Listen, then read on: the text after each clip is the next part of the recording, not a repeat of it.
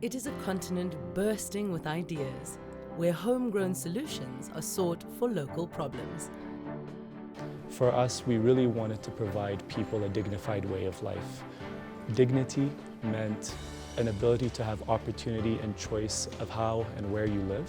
It's a place where new business practices are embraced. The guys who design the automobiles, the guys who make the engines, the guys who manufacture it, are different from the guys who drive it. So we're the guys driving generative AI products. We're the guys driving all of these other technologies.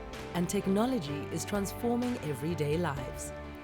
We are helping farmers by using hardware and software to monitor their soil parameters, and they are given information to take informed decisions, like when to put water and why and how much. And the same way with the fertilizers. These are the people bringing about change. This is Inside Africa.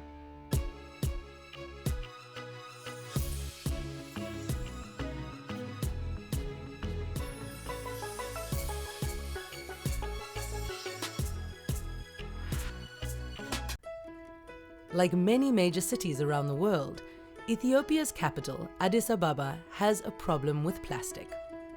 Every year, thousands of tons of plastic are left on the street, a major problem seeking an urgent solution.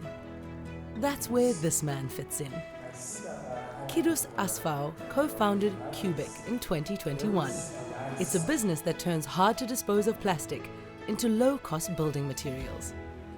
My personal journey at GIIG meant a lot because I'm a father of three very beautiful, wonderful, smart Ethiopian kids who've lived abroad for a very long time. And I wanted to make sure that I can participate in creating a city and a country that they can be proud to come back to and work and live the same way that I have. And it's never an easy topic to hear on the news about the perception of countries like mine when it comes to poverty, when it comes to difficulties of life.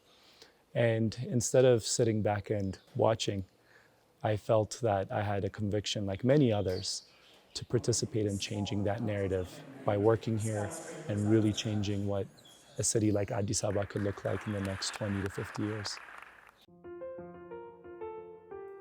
Where we see GIIG going is becoming the technology platform for the building materials industry. What that means to us is being able to use various types of waste, even beyond plastic in the future, and turning them into sustainable, ready-to-use building materials that even go beyond the products that we make today. In order to do that, we have started here in Ethiopia because we felt it is a great breeding ground for that proof of concept of how it can work. But over time, we want to be working with other partners worldwide that can do what we do so that we focus on the technology and how that can evolve as well. To help make his vision of creating a new-look city, GIIG has invested in a state-of-the-art factory. So today we're at the Adama Industrial Park. We are at GIIG's factory facility where we're going to be converting over 45,000 kilos of plastic waste every single day into our building materials. Today is a very exciting and a very emotional day. It's been 2 years in the making with a lot of ups and downs in making it work. So just even seeing a container open and seeing the stuff that we've been talking about for over a year has just put a lot of tears into our eyes.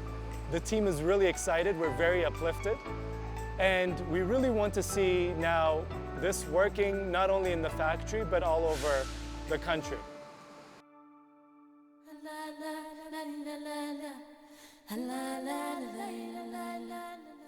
Women gather much of the waste in the city. GIIG hopes that by empowering these women, it might, in a small way, be able to give a little back to the community. So normally under me, there are 5 people working in the supply chain department. So the women we're working with, we're really focused on women. So we want the women to collect this waste and to sell to GIIG, so that they can be empowered by creating jobs, by increasing their financial means. Today, the team are keen to show us a project they are particularly proud of. We're located at the first GIIG building site. What you see around me is a daycare that we built.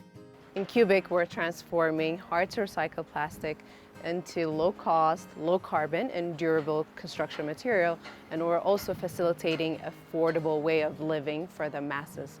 So the daycare, it has 3 individual buildings that are intended for different purposes, for napping, eating, and gaming area, and all total of it took us 16 days to assemble. Aside from floor foundation work and roofing, everything else took 16 days to assemble.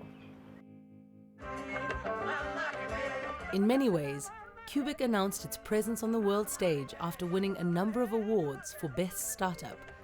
This year, GIIG was back at the Global Start Awards in Ethiopia as a speaker and panelist. And it was another Ethiopian company that picked up the award for Best Green Tech. It's Coffee Resurrect. Visionaries is the first biotechnology company in Africa to create personal care, nutraceutical and food ingredients from coffee waste sustainably. So Coffee Resurrect is working diverting coffee waste here, starting from Ethiopia and to expand to other African countries as well. As you all know, Ethiopia is a big coffee producer and exporter country, so there is a lot of coffee waste going on here. So we're trying coffee waste by itself, it has its own environmental and social impacts on the environment, on the social as well. So we are trying to incorporate these raw materials to the value-added products like nutraceuticals, personal care, and food ingredients. Success for me is a happy customer. In our case, a happy customer is that person that never had the opportunity and choice to live in a clean, beautiful house, being able to do that. And I always started with the mentality that if I've been able to do that for one family, this has been a worthwhile endeavor. But I feel that we've created a team that can do this for millions of families all over the world. So if there's one thing that I would want to see is turn on the news and see all of those happy customers affording living in a very green, prosperous, and lovely place.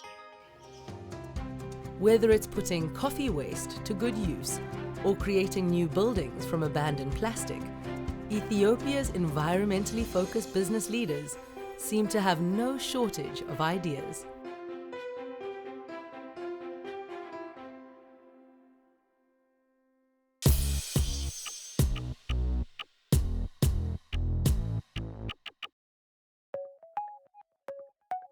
Financial technology, better known as Fintech, has been at the front of many business leaders' minds for several years. In Nigeria, Fintech startups account for 32% of all the Fintech startups on the entire continent. At a recent conference in Lagos, like-minded people gathered to make connections and grow their product.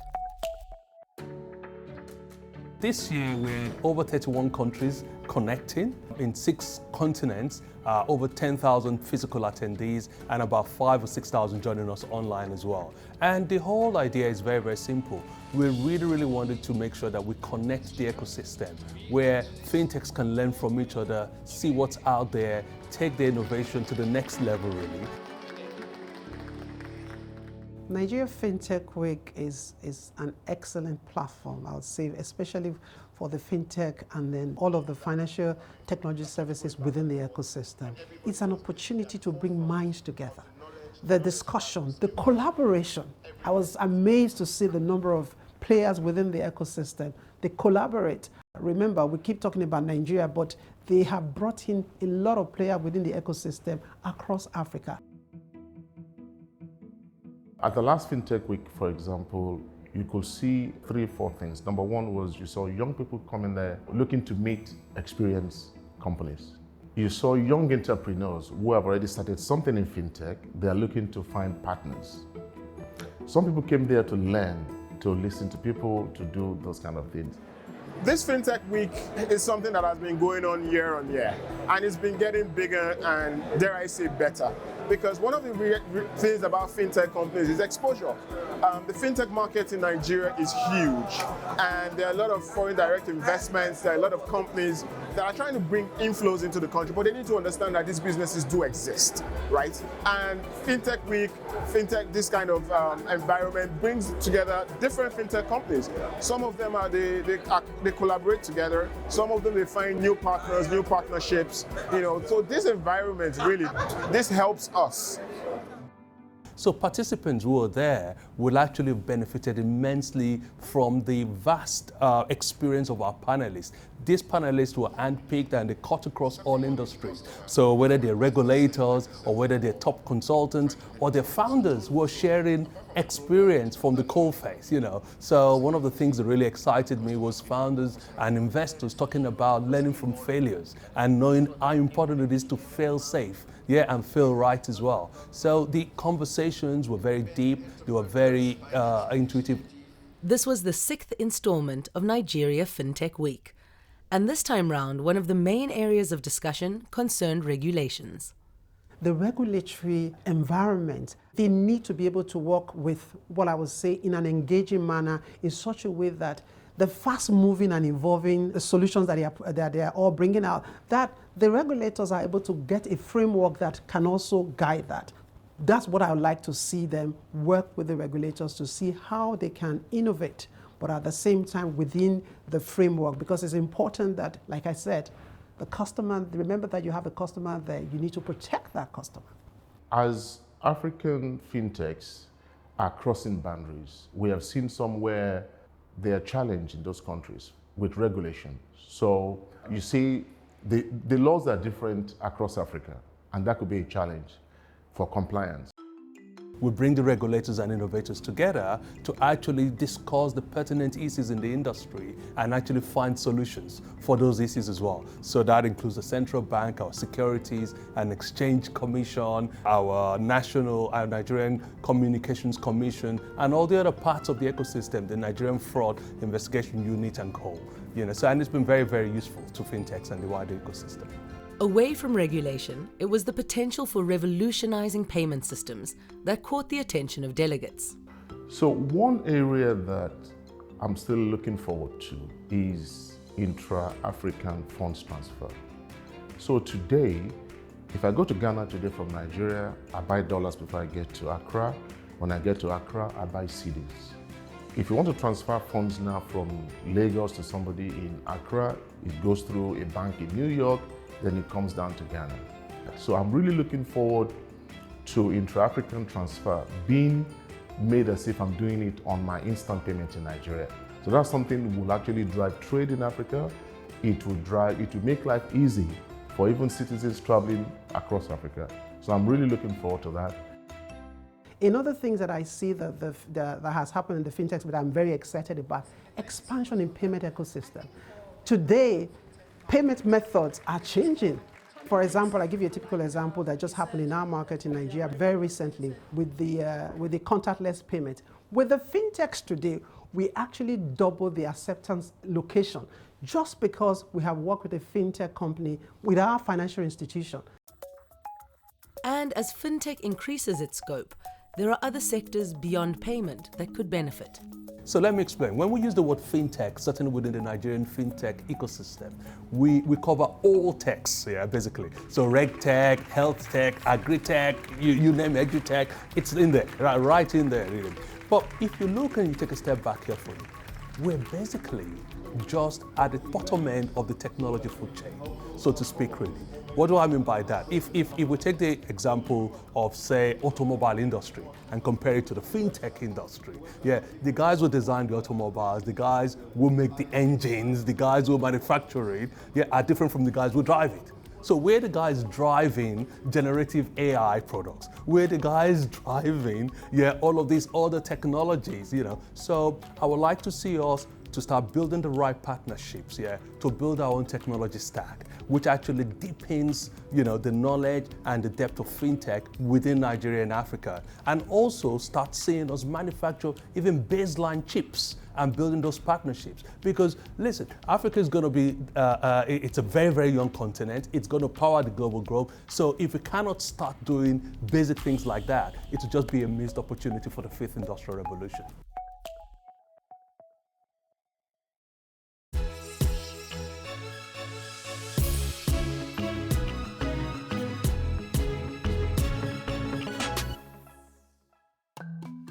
I born in 1964.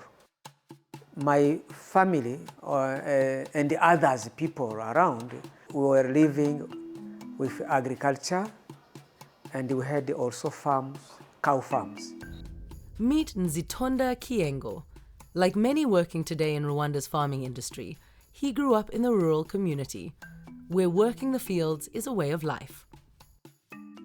We were saying that agriculture is for poor people.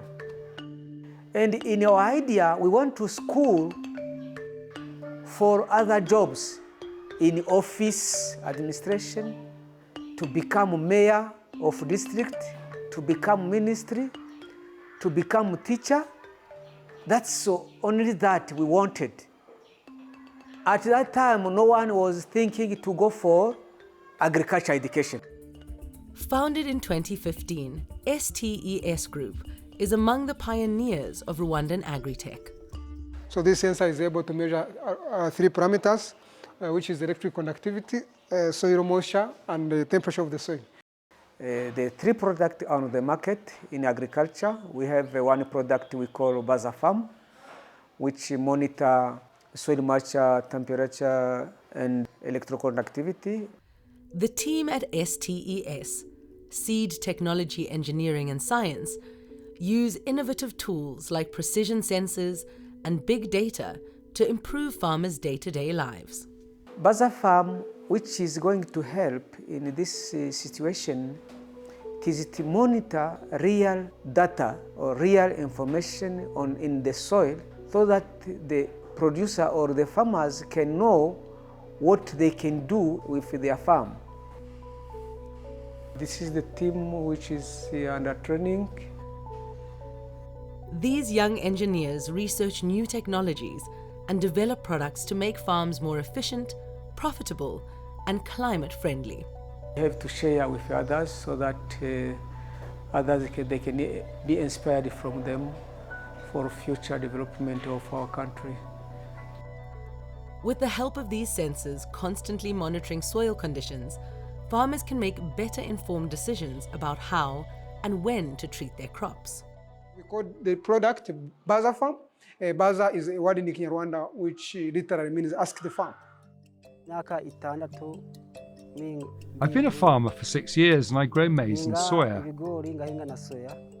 then also beans, if needed. I first heard about the STES group when they came to install these devices in our fields. The sensors are installed in the root zone of the crops, and these sensors are capturing information which is directly sent to the cloud by Buzzer Farm device, and the farmers are able to visualize this data through their mobile phones or computer. And immediately it can communicate to the farmers, and the farmers can know what quantity of fertilizer in the soil and what the quantity of water in the soil. The first thing they solved was protecting the farm. We got to know how to spray in our farms. We used to have a lot of epidemics, which then led to us having to spray about 4 times in a season, and that was costly. But with the STES Smart Irrigation System, we can only spray once a season, not like before when we used to spray about 4 times. Now it's once. A digital solution to an analog problem. You are able also to see all the data that has captured through the season or through the time you have installed the devices. And there is also a simple analytics on this dashboard where you are able to visualize the data.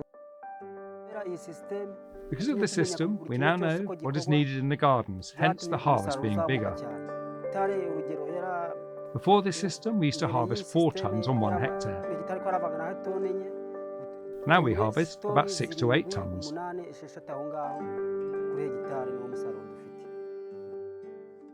It's very important for us to manage the resources that we're using. For example, in irrigation, if we're irrigating our farms more than we should be irrigating, then that will cause a problem in our water resources. But if we can exactly control the amount of water that we're using, then that will mean that we have enough water for all the farms and not have droughts or any other problems that are caused by the lack of resources. Digital soil sensors are not the only technology advance STES has deployed in the fields. So the device you see here, you can see it's also a solar-powered device. This solar-powered lamp, called the Rwanda farm, has been specifically designed to attract the peskiest pests. It automatically turns the lamp of UV light to avoid the pests in the crops. But not all bugs are bad. So-called beneficiary insects are good for crops, and the unit knows the right time to turn on in the evening and off at night to catch its intended target. With the Rwanda farm lamp, STES says farmers are able to reduce their use of pesticides by 30 to 50%. They used to spray like 4 times a season, spray pesticide in the farm. But by now, farmers are spraying once or twice a season, which is a good thing for the farmers because they are saving what they have been spending on pesticide. And it has been showing a good potential to the farmers, and the farmers are liking this product so much on this ground. Agriculture practices across Rwanda are changing, and so too is the personnel. At STES, they believe the younger generation can and will evolve the farming landscape. 70% of Rwandans literally depend on agriculture as a profession. So obviously it feeds us as a country, but we're not yet sufficient to ourselves, and it's a shame. There is a saying that says, if you want to disempower people, take the food away from them. So as a country, we need to put a lot of efforts in our agriculture systems, because that is the only way we're going to survive and not depend on any other country in the world. Even if the prices go high, the fuel goes high, but if we have it here in the country, then that ensures the survival for our people. Whether it's repurposing plastic in Ethiopia, finessing Fintech in Nigeria, or rethinking agri-tech in Rwanda, all of these people share the same vision of a more prosperous and positive Africa.